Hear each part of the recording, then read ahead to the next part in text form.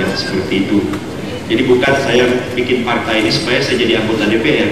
Saya dilantik jadi anggota MPR tanpa partai, dilantik sebagai utusan golongan cendekiawan, dan saya tidak menjadi anggota Golkar.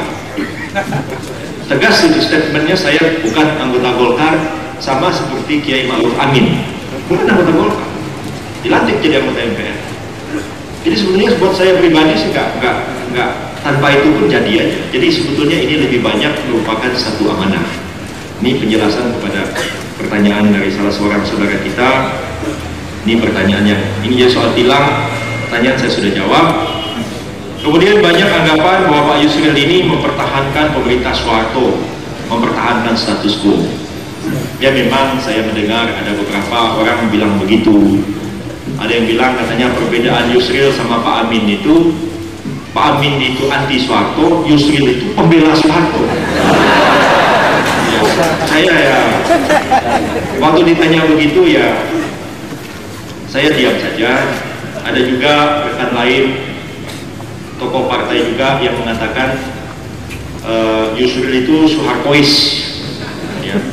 Bikin partai Bulan Bintang itu dibiayai sama Soeharto. Jadi saya waktu ditanya wartawan di SCTV, bagaimana reaksi Anda terhadap ucapan-ucapan ini? Saya bilang kritik beliau itu saya terima dengan sabar dan tawakal. Yang kedua, saya menganjurkan, marilah politik ini kita bangun atas dasar akhlakul karimah, akhlak yang baik. Kalau belum apa-apa kita sudah lempar tuduhan-tuduhan yang tidak jelas apa dasarnya. Bagaimana kita bisa membangun demokrasi yang sehat di masa depan? Ini cuma itu jawaban saya. Jadi saya tidak marah kepada Pak Ridwan Saidi yang misalnya mengatakan begitu. Ya saya semuanya itu saya katakan ya saya terima dengan sabar dan tawakal. Jadi saya jawab begini, kalau orang nuduh dalam hukum kita itu beban pembuktian bukan pada orang yang dituduh, tapi pada orang yang menuduh. Kalau saya dituduh sama jaksa, sama polisi, kamu nyuri ayam, bukan saya yang harus membuktikan. Tidak betul, saya tidak mencuri ayam. Kapan saya mencuri ayam? Kemarin malam. Di mana? Di Surabaya. Oh enggak, saya ada di Jakarta. Bukan saya yang harus membuktikan. Polisi sama jaksa itu yang membuktikan bahwa saya betul mencuri ayam. Bukan saya perlu bawa kwitansi. Loh ini ayam saya beli sama Pak Ahmad, ini kwitansinya. Bukan saya yang harus membuktikan. Yang membuktikan orang yang menuduh. Jadi kalau orang menuduh bahwa ini Yusril bikin partai dibiayai sama Soeharto, bukan saya yang harus membuktikan. Tidak. Ini lihat rekening banknya, lihat ini ceknya, bukan dari Soeharto. Bukan. Yang berkewajiban membuktikan adalah orang yang menuduh itu. Kalau dia tidak dapat membuktikan, dia memfitnah. Itu aja. Dan kalau orang memfitnah, saya bisa menuntut orang itu di pengadilan. Nah, tapi sementara ini saya lebih banyak bersabar dan bertawakal saja. Nah, jadi persoalan Soeharto itu kita sudah sama-sama maklum. Ya. Kalau mau dibilang kaum modernis ini sudah dizolimi bukan hanya di zaman Soeharto, di zaman Soekarno juga dizolimi, di zaman Soeharto dizolimi lagi. Dan kita semua ini melawan. Saya juga katakan kepada mahasiswa, ya kalian tokoh reformis, saya tidak mengaku saya reformis. Tidak, saya orang biasa saja. Saya datang ke DPR sama Pak Amin, oleh Pak Fatwa dipasang NPC, ditulis reformasi damai. Pak saya tahu aja PC-nya. Jangan Pak, saya ngomong biasa aja lah. Saya tidak ingin dibilang reformis, bilang orang biasa aja lah. Tapi banyak teman-teman yang muda-muda, Pak Amin yang reformis. Wah, pukul 2 malam duduk-duduk rumah saya. Ini bagaimana saya lagi tidur? Demi reformasi Pak. Masya Allah, saya pikir demi reformasi pukul 2 malam duduk-duduk rumah saya. Nah sudahlah, saya dengar omongannya. Ya saya bilang kalian kan baru berteriak melawan ketika Soeharto itu sudah kena krismon. Ketika sudah krisis moneter, pemerintah Orde Baru itu sudah sempoyongan. Baru kalian demo rame-rame. Ya terang aja orang sudah sempoyongan. Ya. Kami-kami ini yang lebih tua tahun 78, sebagian tahun 75, saya diuber-uber, dicari-cari, dikejar-kejar waktu peristiwa Danung Priok. Kami melawan dari dulu ketika pemerintah itu sudah kuat-kuatnya. Ketika Benny Murdani masih panas, ketika Pak Domo masih kooperatif, nauzubillah min dzalik kita umat Islam. tentara itu sudah lunak, nggak sebeli tentara pada zaman itu. Oh, zaman itu luar biasa. Jadi kami tahu bahwa pemerintah Soeharto itu kelewat kuat. Dia apa-apain nggak bisa. Dia itu bisa sempoyokan ketika ekonominya runtuh. Ketika ekonominya runtuh, kalian demo, itu terang aja. Coba kalau dia lagi kuat-kuatnya kalian demo, belum tentu dia bisa jatuh. Kami sudah coba, kan jatuh. Berapa banyak dibantai di Priok segala macam, kan jatuh. Nah, saya waktu itu mengatakan, teman-teman nasihati saya, if you cannot kick them, join them. Bila kamu tidak bisa tendang mereka itu, kamu gabung sama mereka. Maka itu saya ditawari untuk jadi speechwriter, menulis pidato. Saya nggak mau, wah ini kacau ini. Saya berkonsultasi dengan banyak para sesepuh, termasuk juga dengan Pak Amin. Ya sudah, kamu masuk aja di dalam, kamu kerjain aja. Makanya saya bilang sama teman-teman, saya ini beda sama Harmoko. Harmoko itu ada presiden, nanti keluar menurut petunjuk Bapak Presiden. Iya, yang ngomong itu Pak Harto pakai mulutnya Harmoko. Saya sebaliknya, yang ngomong saya pakai mulut Pak Harto. Saya Indonesia baca.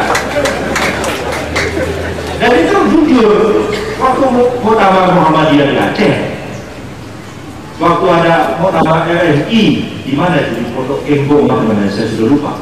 Ya Pak Harto datang sama salaman sama Gus Dur.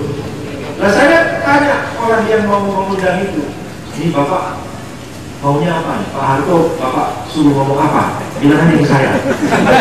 Ya. Pak Amin sama Pak Syafi'i Ma'arif, saya datangi, saya telepon berkali-kali. Pak Amin, ini Pak Harto disuruh ngomong apa nih? Ya, yang di Gembong juga begitu, tuh RFI, ya, yang Pak Harto datang, ya, Pak Harto bicara para ulama, para kiai, jangan uzlah lagi. Saya tulis uzlah. Ajudannya nelfon sama Pak Yusril, Pak Harto tanya, itu uzlah artinya. Iya,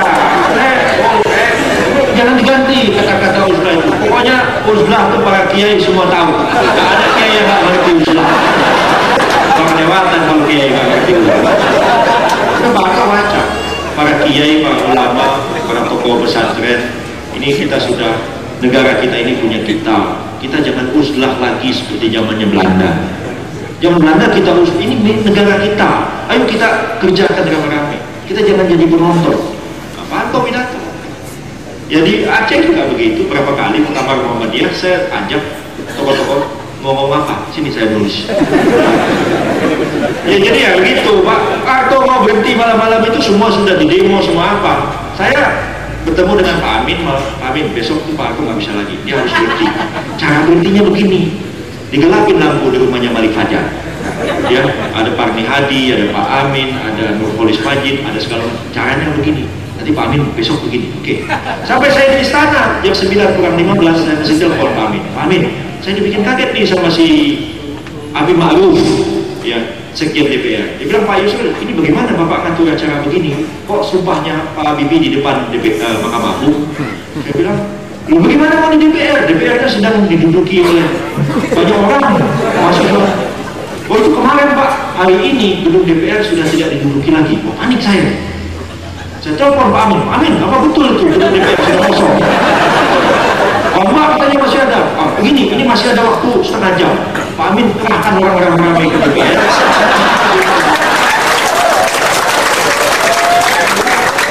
Atau ucapan ini berhenti, Habibie disumpah di depan Mahkamah Agung. Itu nelponnya dari mana? Tempat ruang tidur presiden. Handphone. Tanya nih, Sohib beritanya, tanya dengan ada seminar, bilang nih, kami sebelah saya, betul nggak kami sebelah saya? Iya, betul. Ini ada, cuma orang di luar itu nggak ngerti. Enak aja, kalau di Yusril itu pembela partai. Tahu semua itu. Jadi sebetulnya ini hanya soal taktik, soal strategi saja. So, tidak bisa, kalau tidak ada orang di dalam, nggak bisa. Susah. Malam-malam kita berdua, saya sama Sadila Musil. Pak Sadila berdua sama saya, Pak itu udah Pak nggak bisa lagi. Bapak sudah sampai di ujung jalan.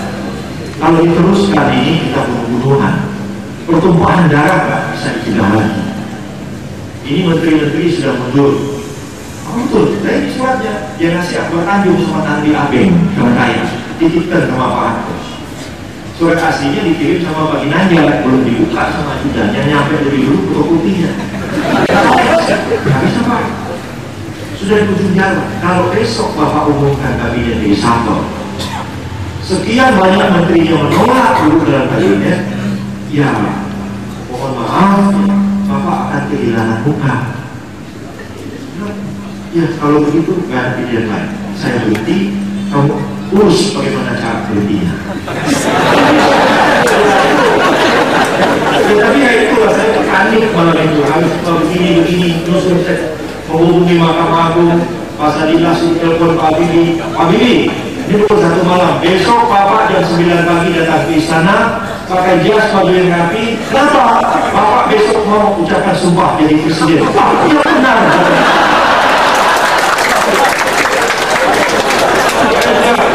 Pukul 1 itu pukul 2 malam membangunkan ketua Mahkamah Agung, Pak Sarwata. Besok pagi jam 9 Bapak Presiden mau ketemu Mahkamah Agung, lengkap pimpinannya. Ada apa? Kami tidak tahu.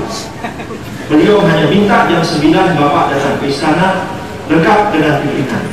Jangan lupa pakai toga. Pakai toga buat apa? Pakai toga. Aneh ketua Mahkamah. Pokoknya jam 9 besok datang. Sudah ditawar telepon. Pukul setengah 9 dia cari saya di istana. Mana Pak Yusril, mana? Ini ada apa di istana? Ini mau ucapkan sumpah Pak Yusril katanya. Saya sudah dengar itu waktu subuh tadi. Saya bicara sama Harmoko bahwa ini mau menyumpah wakil presiden jadi presiden. Saya tidak sempat baca semua buku, hanya beberapa. Saya mau tanya Bapak, apakah ini betul dari segi hukum atau tidak? Jangan sampai Mahkamah Agung melakukan kesalahan sejarah. Saya bilang, Pak, saya sudah telah semua buku, saya sudah telepon Pak Profesor Ismail Suni, dan beliau mengatakan betul ini. Tap MPR 7 tahun 73 mengatakan kalau DPR tidak dapat bersidang, maka sumpah itu diucapkan di hadapan Mahkamah Agung. Saya pertaruhkan bahwa ini sah. Mahkamah Agung bilang, saya cuma mau konfirmasi. Ya. Kalau Bapak katakan sah, baik kita lakukan. Itu bajunya tidak keluar, langsung berdiri ke depan, berdiri begini, Habibie langsung ucapkan sumpah. Panik itu semua. Antara sudah begini-begini, antara pasukan sana marinir, sini Kopassus, sini Kostrad, sini apa, sudah siap dengan senjata. 150.000 prajurit dengan 3 juta peluru tajam. Siap itu. Tanggal 20 Mei itu perintah Pangti kepada Pangap, kalau demonstran maju sampai patung kuda di ujung jalan Tamrin, tembak mati. Dan saya bisa membayangkan kalau tidak dicegah malam itu, pembantaian besar-besaran akan jauh lebih dahsyat daripada Tiananmen. Habis tanyanya Pak Mohdi yang sekarang ini sedang diperiksa. Pak Mohdi, saya diangkat telepon, dia ngomong sama Pak Amin. Pak Amin, bagaimana ya? Mohon Bapak jangan kerahkan orang lagi. Kami sudah diperintah untuk tembak di tempat, ganti peluru karet dengan peluru tajam. Saya ini orang Muhammadiyah, Pak Amin. Tapi sebagai jenderal saya tidak bisa berbuat lain kecuali melaksanakan perintah. Perintah Panglima tertinggi, kalau orang demo sampai ujung jalan Tamrin, tembak. Apakah saya orang Muhammadiyah ini akan menimbaki warga Muhammadiyah sendiri? Itu pukul 3 pagi tuh telepon Pak Amin. Nah ini Pak Amin ya disorot oleh SCTV, umumkan besok jangan demo. Itu panik itu. Jadi saya sebetulnya mohon maaf lah kalau saya melakukan kesalahan dalam hal ini. Yang terpikir pada saya pada waktu itu, bagaimana mengakhiri konflik ini dengan damai tanpa pertumpahan darah. Itu aja. Saya sudah melihat pada itu yang namanya pengawal presiden itu sebentar diperiksa, ini pengawal ini siapa? Orang mana ini? Jangan-jangan nanti masuk ke dalam tembak presiden. Ini orang mana ini? Ngeri saya. Dan itu pasukan itu itu sudah ada lah berita-berita mengatakan itu akan diprovokasi. Karena tentara itu sudah begini itu 3 hari, sudah didoping, suntik semua. Saya juga malam-malam ditarik begini disuruh suntik. Kok saya jangan tahan, saya bilang nanti saya kalau disuntik nanti gitu. Ya, nggak tidur, nggak tidur tuh siapa? Seminggu nggak tidur, terus susah nggak tidur, terus kerja, gelisah terus, nggak bisa. Nah, jadi sudah dengar itu kan tentara itu kalau sudah begitu terus dipegang senjata itu sudah gemetaran ya. Saya sudah dengar itu ada yang memprovokasi dan mereka juga tahu. Kalau di sana grupnya Kopassus, ini grupnya Marinir, ada yang nakal tembak aja dari itu kita udah nggak bisa cegah lagi. Tentara akan saling baku hantam satu dengan yang lain. Jadi yang terpikir waktu itu bagaimana krisis ini berakhir dengan damai. Ya terpaksa lah. Saya bilang ya, yang konstitusional. Sama malam itu saya temui Pak Bagio, temui semua pembina militer. Pak Harto mau berhenti besok, caranya begini. Dia berhenti, statement wakil presiden menggantikannya menjadi presiden. Ini yang konstitusional. ABRI bagaimana sekarang? Ini tergantung ABRI. Ya ini yang benar. Ya sudah, kalau gitu Pak Wiranto besok baca satu statement, ABRI mengatakan sah dan konstitusional. Makanya begitu Pak Habibie selesai mengucapkan sumpah, Pak Wiranto maju statement ABRI. Itu saudara-saudara harus maklumannya. Semua senjata itu sudah disiapkan di luar istana. Kalau Pangap itu bicara lain daripada itu, mereka mengatakan kita sebagai prajurit berhak untuk menembak Pangap. Sudah disiapkan itu. Dan begitu Pak Wiranto mengucapkan ini, ABRI menyatakan ini sah, konstitusional, ABRI mendukung pemerintah yang baru. Saya alhamdulillah. Kalau pada waktu itu Pak Wiranto mengatakan ini tidak sah, saya tidak bisa membayangkan apa yang terjadi pada negara ini. Jadi sebetulnya itu keadaan itu panik. Jadi ada Profesor Filipus Hajon dari Erlangga, Gede Atmaja dari Bali. Wah, Yusril bilang tidak sah. Saya kalau datang ke Denpasar, Yusril itu tidak perlu saya meladeni, cukup asisten-asisten saya saja. Tidak sah, tidak konstitusional, macam-macam ngomongnya. Saya bilang orang-orang ini ibarat penonton sepak bola dunia ketika pertandingan sudah selesai.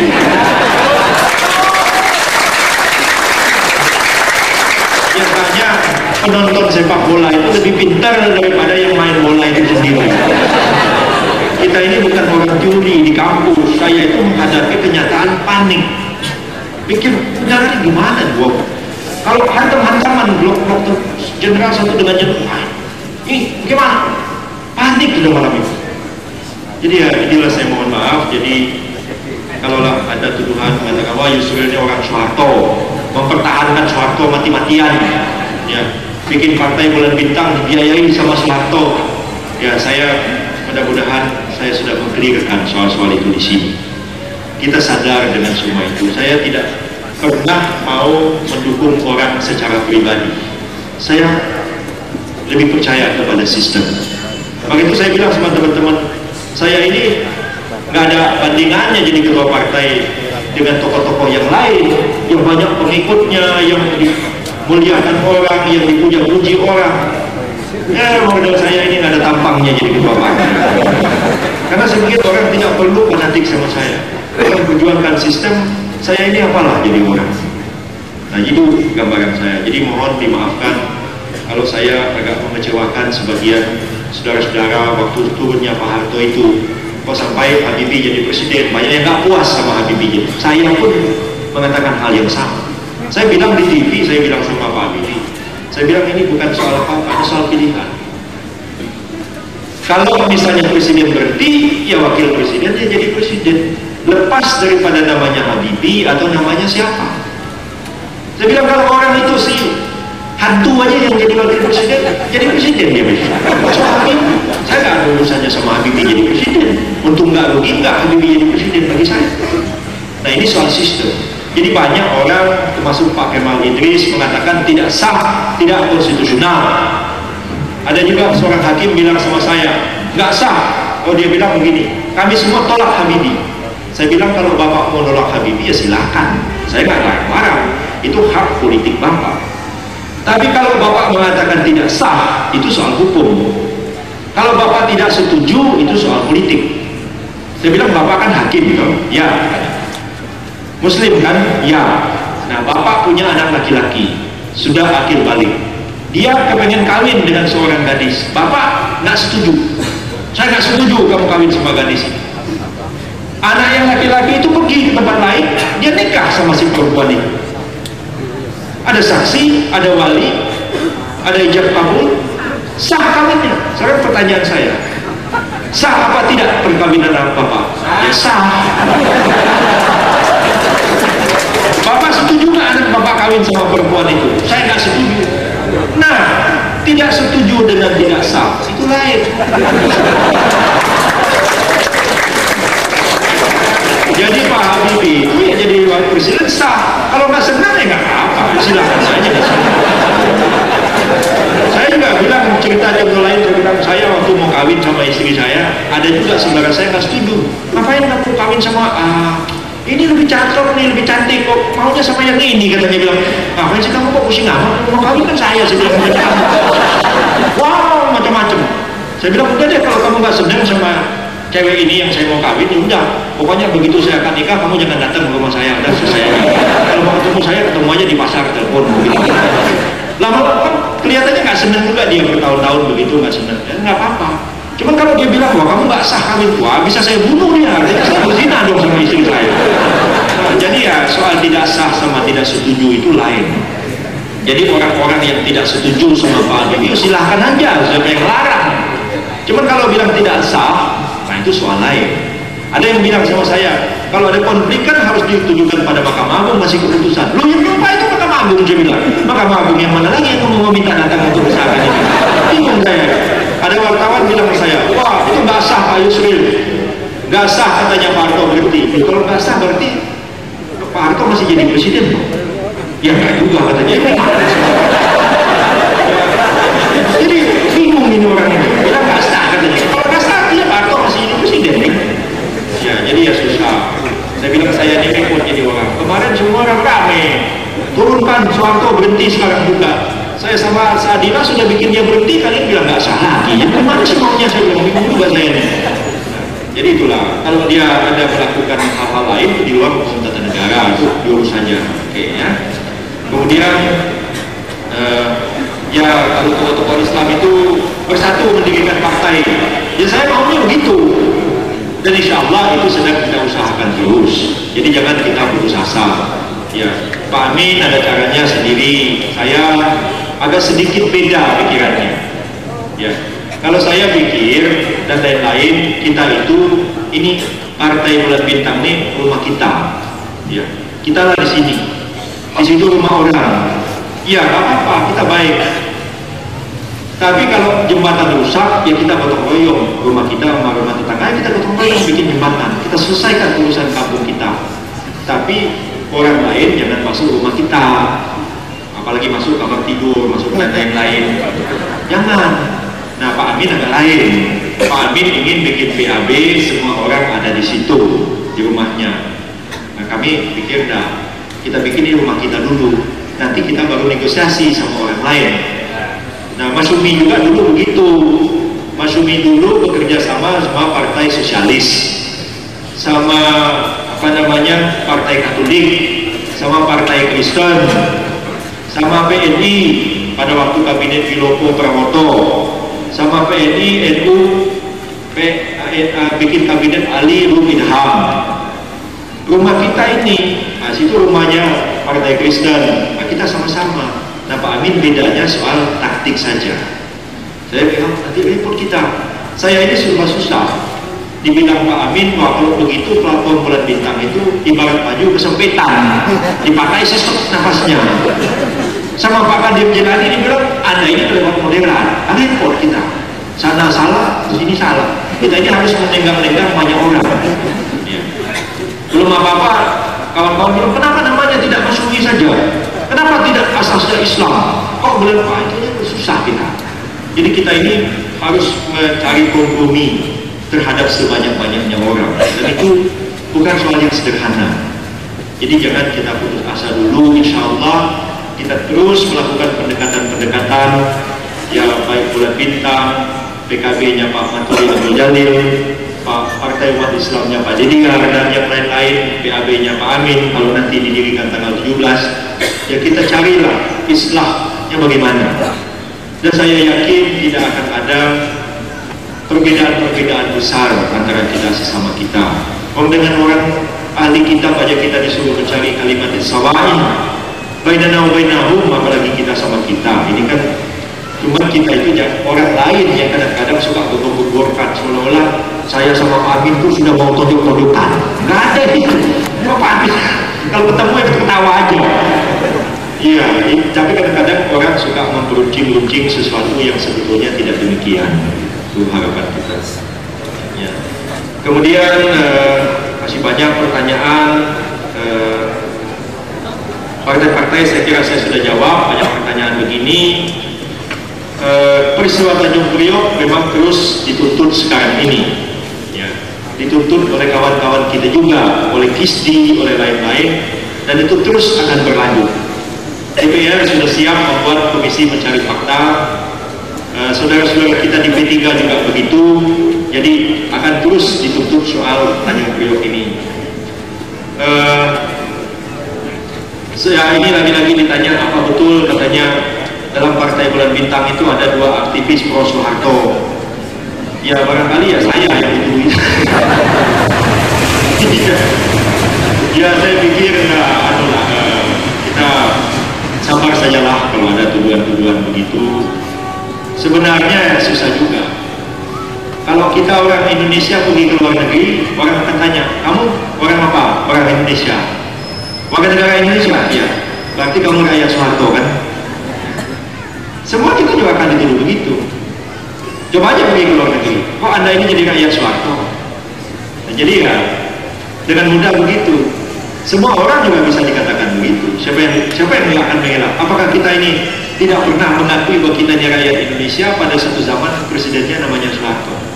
Dibilang kamunya rakyat Soeharto. Banyak juga.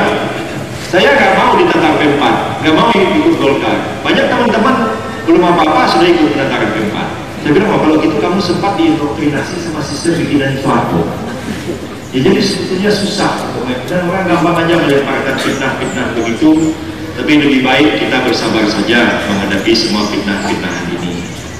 Kemudian saya berharap begini, Partai Bulan Bintang itu kita tidak singkat partai lantang. Itu sebetulnya satu koreksi kita. Jadi ceritanya begini, pada waktu partai itu diumumkan di Masjid Agung tanggal 26 kemarin, ada wartawan Antara. Ini partai disingkat apa? Kita bilang kita nggak singkat deh, Bulan Bintang aja. Apa mau disingkat PBB atau disingkat Partai Lantang? Oh, yang itu jangan, saya bilang. Kalau orang singkat PBB saya masih bisa malu. Tapi kalau disingkat Partai Lantang, itu image-nya kurang baik. Seolah-olah partai ini tukang berkelahi, banyak orang berantem. Enggak, saya bilang ini partai moderat kok. Islam itu saya jawab katakan waktu itu bukan ekstrem kiri, bukan ekstrem kanan. Kita itu ummatan wasatan, umat pertengahan. Kita bukan kanan, bukan kiri. Jadi mohon jangan disebut partai lantang. Karena partai lantang itu tukang berteriak mengajak orang berkelahi. Enggak, ini partai damai-damai aja, tenang-tenang aja begitu. Jadi mohon supaya penyebutan partai lantang itu yang sebetulnya kekeliruan. SCTV kalau sebut begitu langsung kita koreksi. Jadi jangan, mudah-mudahan janganlah dipakai istilah partai lantang, karena seolah-olah kita partai lantang nanti partai menantang katanya, kan nggak ada gitu. Kita maunya ya tenang-tenang aja lah, kita ajak orang berpikir yang rasional begitu, jadi bukan mau berkelahi. Kalau soal UUD 45 ditafsirkan ya kepentingan penguasa, itu betul, dan kita memang sudah mengatakan UUD 45 itu perlu diamandemen pasal-pasalnya. Sudah dulu, saya sudah 10 tahun yang lalu dalam buku-buku yang saya tulis sudah bicara itu, bukan di zaman sekarang saja. Kemudian ya saya kira soal saya dengan Pak Amin saya sudah jelaskan. Mudah-mudahan islah itu akan ada. Itu hanya perbedaan taktik, perbedaan strategi saja. Apa namanya? Ya ini pertanyaan mengenai soal jemaah di Pasuruan dan lain-lain. Apa namanya? Saya menganggap ya kita perlu sabar saja. Jangan kita mudah terpancing.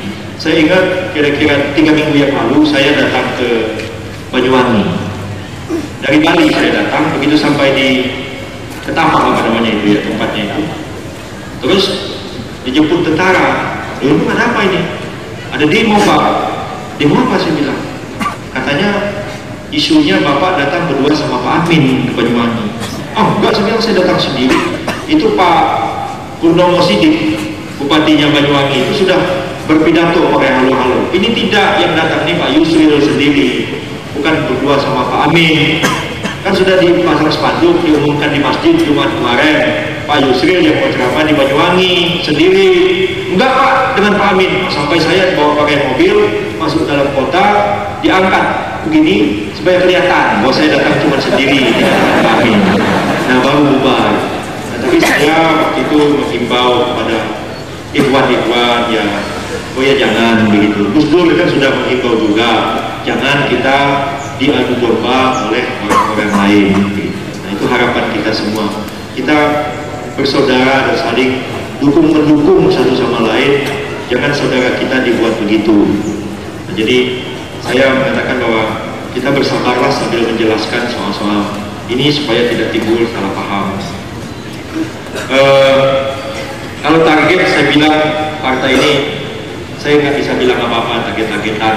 Itu nanti lah mungkin pertengahan Agustus baru akan diumumkan program kerja macam-macam semua begitulah. Sekarang ini pokok-pokoknya saja.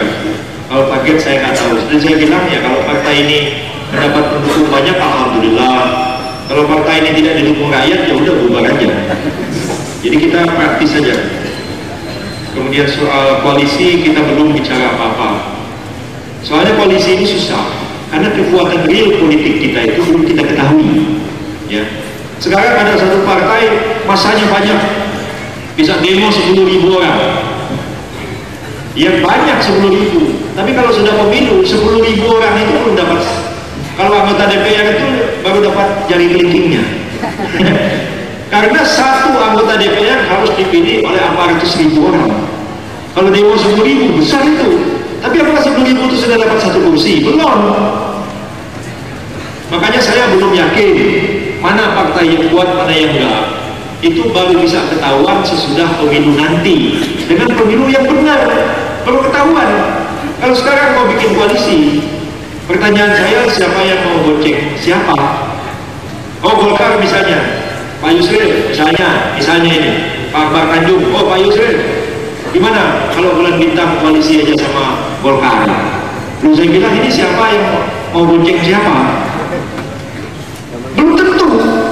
Kalau sekarang mungkin Golkar merasa ya Golkar is still the best katanya, Golkar tetap besar. Belum tentu. Kalau sekarang ya saya mau dibonceng sama Golkar misalnya. Begitu pemilu ternyata bulan bintang lebih besar daripada Golkar. Nah siapa yang minta bonceng? Jadi saya belum mau bicara soal koalisi-koalisi ini karena belum jelas kekuatan politik yang sesungguhnya. Jadi saya kira Bapak-Bapak dan Ibu, inilah jawaban-jawaban saya. Banyak pertanyaan-pertanyaan.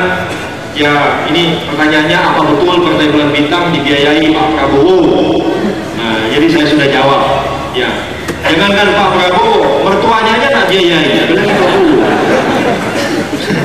Jadi ya saya sudah jawab semua ini. Banyak pertanyaan yang sama.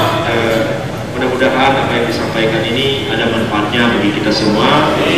Lagi saya ucapkan mohon beribu-ribu maaf kalau ada hal-hal yang kurang baik yang saya ucapkan.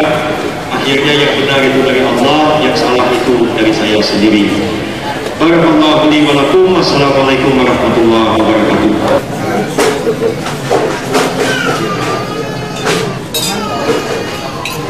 Saya kasih dari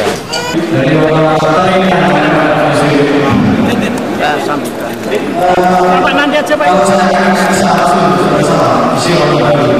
Itu Rasul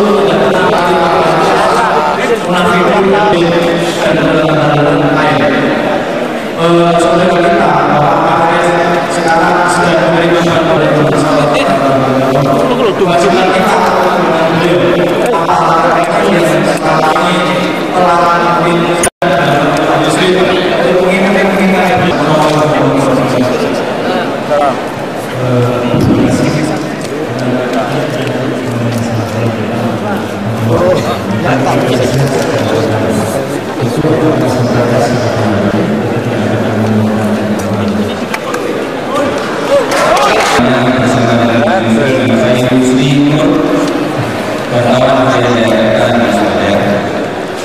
Tadi saya sangat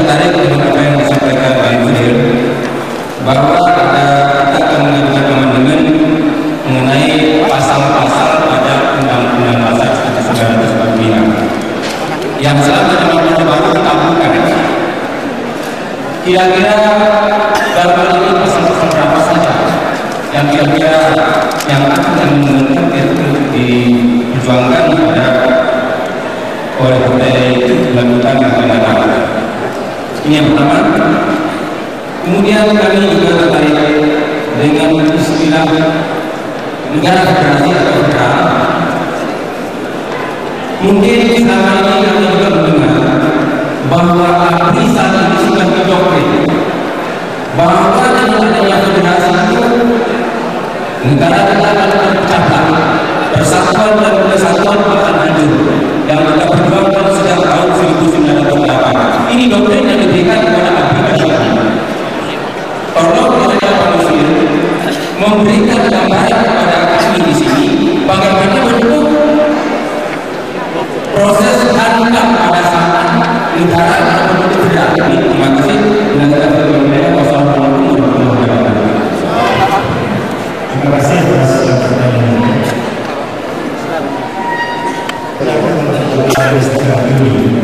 Itu tidak walaupun di masyarakat diskusi tentang negara, tapi yang baru kita dengar itu saja yang sebesarnya belum sampai kepada ini.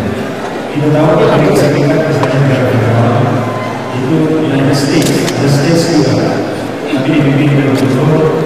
Malaysia juga negara, Pakistan juga, India juga, Kanada juga, tapi belum detil.